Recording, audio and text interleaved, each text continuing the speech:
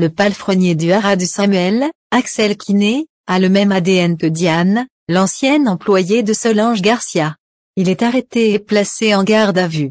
Martin se charge d'interroger Paul, qui passe aux aveux concernant sa double histoire close. Volume of Les aveux de Paul dans Demain nous appartient. Paul confesse qu'il est né Diane.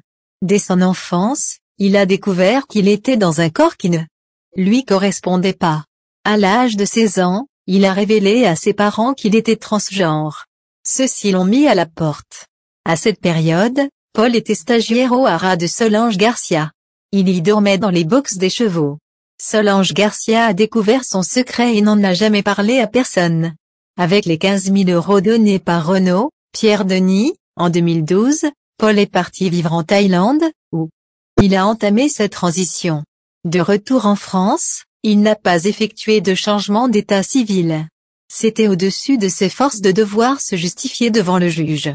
Martin reproche à Paul de ne pas leur avoir dit la vérité dès que son équipe s'est mise en quête de retrouver Diane. Paul assure qu'il a paniqué. Paul a-t-il tiré sur Samuel? Paul est ensuite confronté à la découverte de son ADN sur la carabine. Il nie toute implication dans la fusillade contre Samuel. Le palefrenier martèle qu'il s'en sert pour éloigner les sangliers du haras. Samuel et Renaud sont sous le choc de la révélation du secret de Paul.